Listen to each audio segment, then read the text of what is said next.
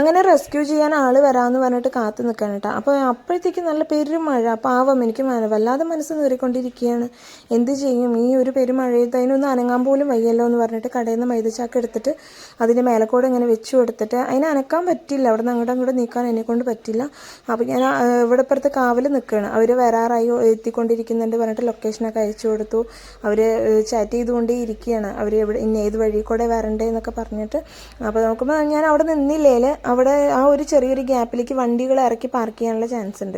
അപ്പോൾ ഈ ചാക്ക് മാത്രം കിടക്കുന്നതുകൊണ്ട് ആൾക്കാർ പെട്ടെന്ന് ശ്രദ്ധപ്പെട്ടില്ലെങ്കിലോ വെച്ചിട്ട് ഞാൻ അതിൻ്റെ അടുത്തുനിന്ന് മാറാനോ ഒന്നും തന്നെ നിന്നില്ല. അതിൻ്റെ അടുത്ത് തന്നെ മാറി ഒരു ഭാഗത്ത് തന്നെ നിന്നു.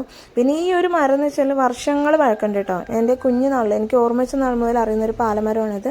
ഇതിൻ്റെ മുകളിലാണെങ്കിൽ വെച്ചാൽ പുളിയുറുമ്പിൻ്റെ കൂട് കട്ടയ്ക്കുള്ള കൂടാണ്. അപ്പോൾ ഈ ജീവനോട് കിടക്കുമ്പോൾ തന്നെ ഈ നായിനെ ഇത്രയധികം പൊതിയണമെങ്കിൽ അത്രത്തോളം ഉറുമ്പാണ് ഈ മരത്തിലുള്ളത്.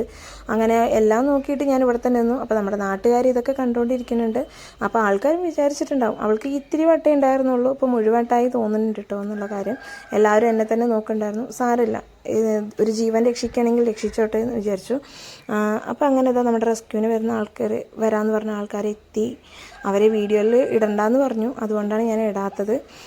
അപ്പോൾ നമ്മുടെ പാലക്കാടൻ ചങ്ങാതി ജിനേഷ് ചേട്ടനാണ് നമ്മൾ അതിനെ കൊണ്ടുപോകാനുള്ള ആളെ അയച്ചു വിട്ടത്.